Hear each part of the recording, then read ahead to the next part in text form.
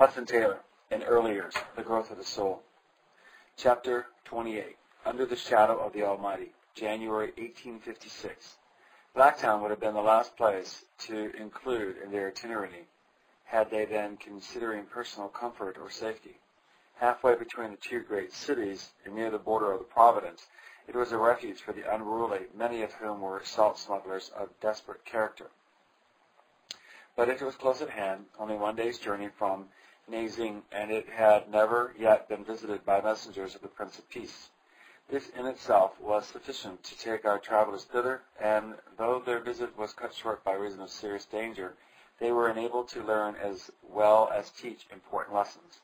Dropping anchor on Monday, January 7th, near this busy market town, WU-TIEN, they commenced work by distributing several hundreds of sheet tracts in the outlying streets. These aroused considerable interest, and of the crowds that gathered round them, Mr. Taylor was able to write, "I never spoke to more attentive audiences, nor saw such seriousness among the Chinese before." Following the same plan as at Nazing, it's Nan-Zin, they visited the suburbs on the further side of the town next morning, and selected a tea shop for the purposes of a street chapel. Not far from the boat, a great concourse of people was addressed later in the day. "The Lord graciously helped us," wrote Mr. Taylor, "and we were heard with marked attention. In the evening we went to the tea shop and found several persons waiting who had come expressly to meet us. Our lips were open and people listened with evident interest. Some even seemed to believe and nearly all approved or seemed to approve what we were teaching." Encouraged by this good beginning, the missionaries were looking forward to much blessing, when all unexpectedly troubles arose from which they were delivered only by a series of remarkable providences. It began quite suddenly through the annoyancy of a group of men, afterwards found to be salt smugglers, who could not obtain all the books they wanted. Tracts and gospels were given freely to those who could read, but, as elsewhere, they were withheld from wholly unlettered peoples. This resulted in an attack upon the boats, in which, happily, no one was injured, though one of the cabins was battered in. As soon as quiet was somewhat restored, we all met in Mr. Burns' boat, enjoining thanksgiving for preservation, praying for the perpetrators of the mischief that it might be overruled for good. After lunch we went ashore, and but a few steps from the boats addressed a large concourse of people.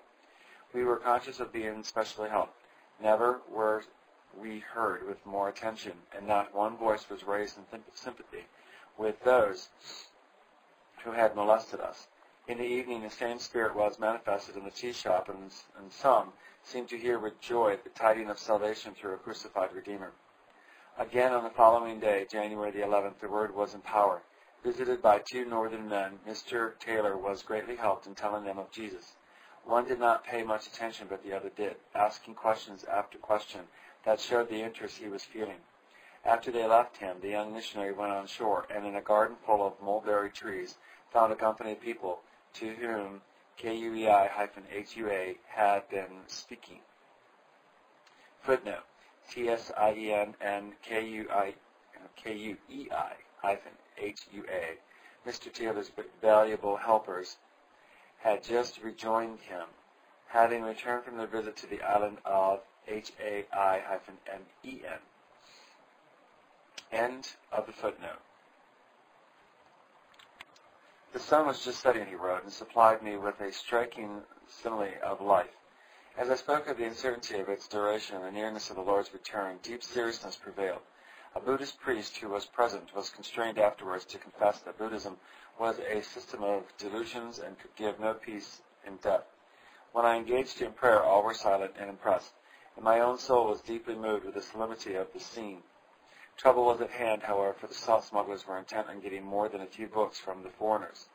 On Saturday the 12th, 50 of these desperate characters assembled in a tea shop near the river, and sent one of their number, professing to be a constable, with a written demand for $10 and a pound of opium. If this were forthcoming, the boats would be left in peace. If not, 50 men were determined to destroy them before morning.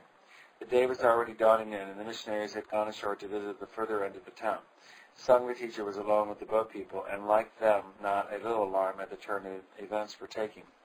Having no money and, of course, no opium, all he could do was to go in search of his employers, giving a hint to the boat people to make the most of any opportunity to get away. Knowing that the missionaries had planned to preach in a tea shop at the east end of town, he set off on a walk of 2 miles or more to find them, and the constable, quite willing to let him go alone, returned to report progress to those who had sent him. Meanwhile, Mr. Burns and Mr. Taylor had been led to change their plans. As they were going eastward, it occurred to them that some interested inquirers might be expecting them at the usual meeting place, and under a strong impression that they should return at once, they retraced their steps to the tea shop nearer the river. Thus Sung was not able to find them, and while he was occupied in the search of the boat people had an opportunity to move quietly away. For the night, which had been fine and clear, now became intensely dark. Knowing it would be some time before Sung could return, the men who were awaiting the missionaries called for more tea, for which the foreigners were to pay to the extent of 300 cash, and settled themselves down to smoke and play cards. Unobserved for the moment, and aided by the welcome darkness, the boats weighed anchor and moved off, one in one direction and one in another, so that if either were discovered, the attack the other might afford a refuge for the missionaries. This done, the captain went ashore, and keeping out of sight among the shadows, watched anxiously for his passengers. And strange to say, he had not long to wait. No one had come to the tea shop to meet the missionaries, and few people were found there were singularly inattentive. Earlier than usual, Mr. Burns proposed returning to the boats and leaving T-S-I-E-N and K-U-E-I-H-U-A to talk with any who desired it. They set out for the river, hoping to distribute their remaining tracts by the way. But the night was so dark that few people were on the street, and for the first time since they arrived in Blacktown, no one followed them. Thus, when Mr. Burns' lantern appeared, the boatman found to his relief that the missionaries were alone. Going up to them, he took the light and blew it out, instead of carrying it on in front as they expected. Surprised at the strangeness of his manner, they would have relit it, seeing which he removed the candle, threw it into the canal, and walked down in silence to the water's edge. Fearful lest he had lost his reason and might drown himself, Mr. Taylor ran forward to restrain him. But with a manner that effectually silenced them, the captain said that a number of men were intent on destroying the boats which had moved away to avoid them. He then cautiously led the way to where one of the boats were waiting. Before long, both helpers were brought on board, and Sung also joining them. They were able to move off in safety. The meaning of the mystery was then explained with thankfulness. Each one of the little party realized that the Lord had been thinking upon them in that hour of danger. Sung especially was conscious of his providential care, for on reaching the place where the boats had been moored when he left them, he found a dozen or 20 men searching among the trees, and heard them asking with astonishment what could have become of the foreigners. They even inquired of him, not realizing who he was, and he was just as puzzled as they were to know where the boats could be. Happily, he met one of the boatmen a little further on, who without word or sign led him to his companions. After a while, the boats joined company, wrote Mr. Taylor, and rowed together quite a distance. It was already late, and to travel by night in that part of the country was not the way to avoid dangers. So the question arose as to what should be done. This we left the boat people to decide. They had moved off on their own accord, and we felt that whatever we personally might desire, we could not constrain others to remain in a position of danger on our account. We urged them to do quickly whatever they thought of doing, as the morrow was the Lord's day, and we should not wish to travel. We also reminded them that wherever we were, we must fulfill our mission to preach the gospel. It would make but little difference where we stayed, for even if we passed the night unperceived, we were sure to be found out the next morning. Upon this, the men concluded that they might as well return to the place from which we had started, a decision with which we fully agreed, and they turned back accordingly. But whether by accident or on purpose, they got into another stream, and rowed on for some time, they knew not whither. At last, as it was very dark, they dropped anchor for the night.